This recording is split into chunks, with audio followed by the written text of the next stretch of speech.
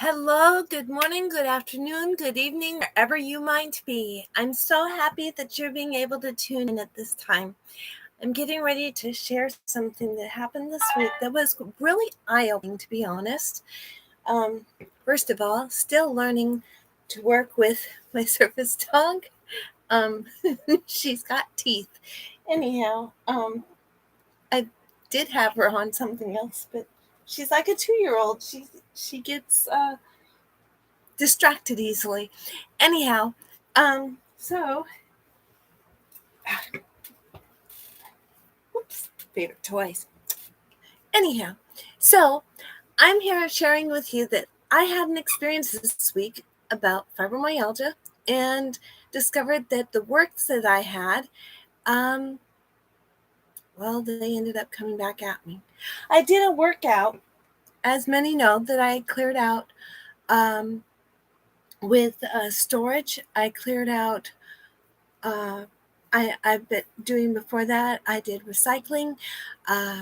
I've been doing a lot of different works, and chronic pain and chronic fatigue syndrome, they tend to coincide with fibromyalgia. They all work together. And this week was a real big educational eye opener for me. I learned the fact that it is work to clean out a storage unit. It is work to collect things and to get compensation for them. It is work on your body, mind, and spirit. And in my particular case, as many know, I had an ankle surgery, which I knew already was going to be, the ankle surgery was going to affect the fibromyalgia. They were going to coincide together. How much I didn't know until they told me no weight bearing for 21 days, which actually ended up being 23. And because of that, I ended up being backslidden, so to speak, on fibromyalgia, on all of the work that I had accomplished to get moving, to get away from a wheelchair, to get away from crutches, to get away from all of that stuff. And by the way, for those of you who don't know, crutches and fibromyalgia are typically oil and water. So I was using a cane, I was using a walker, I was using a wheelchair, and I started out with a wheelchair. And it was really difficult. It took me a lot of work and a lot of mindset that I was determined I was going to work on walking again. And so I started doing recycling again. And that was last year about this time. And I was doing recycling and getting things accomplished and getting caught up. But what I was also realizing is that the recycling was only temporary. It's definitely only been meant to be temporary because the body can only do so much. Now, with somebody who's got strong muscles and strong endurance capabilities and so on, it's not that big of a deal. But with somebody with fibromyalgia, the strength and the endurance become a challenge. And that's what happened this week, because that strength and endurance going through that storage unit that I described last week. And I managed to get in to see on an urgent care basis to my physical therapist. She got a hold of me and she says, yes, it did affect you. And it did throw you a curveball. And it did throw you to where you're not going to be able to do this very much anymore, or it's going to keep throwing you back. You're not going to gain any momentum, which wasn't exactly what I wanted to hear. Basically, can't do the recycling much anymore. Now, I don't know, for those of you who followed me, you know that I've mentioned about affiliate marketing, like not really caring for it. Well, I had another call after talking with my physical therapist, who basically said that recycling and those activities have to come to not a screeching halt, but start to really taper down to where they don't work. Well, this little girl here, Bella, decided to tell me with her kind setting that recycling is okay, but to cash it in is not. So it's like, well, how do we work this exactly? Because I've got to cash it in to make it work. So I may send post actual pictures of before and after of how the recycling is. Um, Anyhow, she basically shows me without a question that she does not like me doing the end, turning it in part. She doesn't mind the collecting part, just not the turning in. So the affiliate marketing, I figured out why I struggle with it. And it has nothing to do with the fact that some people say it's bad and stuff. It's actually really good. It's the way that it was pushed on me. I was required at the last job that I did was affiliate marketing. I went to a call center and it was actual affiliate marketing. And so I have a kind of a attitude about it.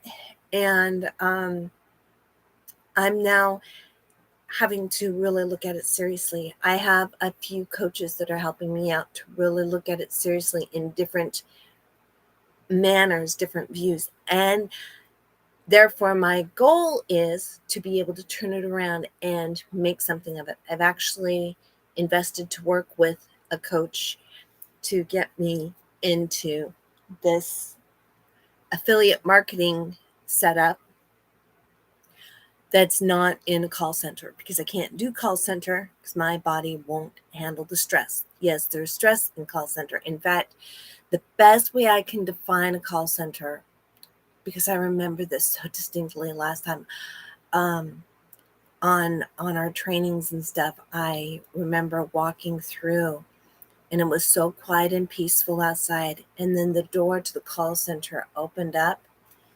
and walked in, and it sounded like a beehive with all of the voices talking back and forth. It sounded like a beehive. And knowing that I was getting ready to be a part of that beehive was just a little bit challenging. So I'm really working on getting my mind around that one, and knowing that this time it wouldn't be a call center setting. It would be a quiet, serene, like what I have here setting. The only not so calm is my 2-year-old back here, which I'm working on her. She's coming around. She's showing her true self, and she's also showing that she's a child, a puppy. So we're working on it. It's coming around. She's just reminding me every once in a while that she's still a puppy, but that's okay. She's got the service dog qualities I saw in her, and it's still going in a positive momentum. So, anyhow, sorry about that. Um, she likes chewing on everything, so I've given her my sleeves a lot until I did get her teething toys this week. Anyhow, so needless to say, um, I've been trained in affiliate marketing, just in a call center, which I'm not going to be in a call center again. My body won't tolerate it. The stress is too much. And people with fibromyalgia, that's normal. The stresses are just too much. Stresses, triggers, traumas, those can all cause a flare-up of fibromyalgia. Now, in addition to all of this, I have since become a certified life coach and an ordained minister. Now, the ordained minister part I became for prayer, reconciliation. I'm not preachy. I never have been preachy. I share biblical statement, biblical truths with prayer and meditation. That is my whole thing. And I did this only because my late husband, he was wanting to have someone by his side pray, a minister by his side praying with him. So that's what I did. I became a certified life coach only after reviewing What is a certified life coach? I had to really research that because I was like, it's not what I was really after.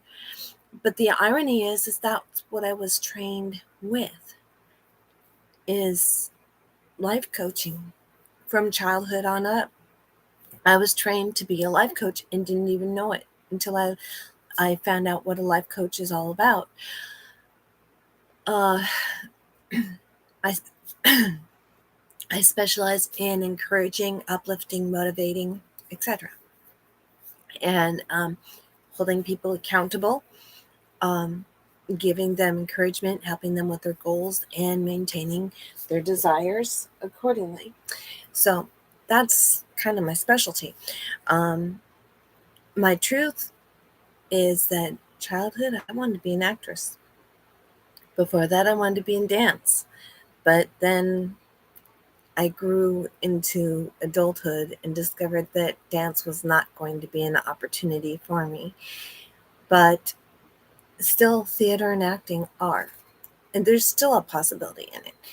Um, so the whole thing that I am putting this on is that fibromyalgia really does cause challenges, and it makes you have to really review what can you do in life, what can you do in general activity wise.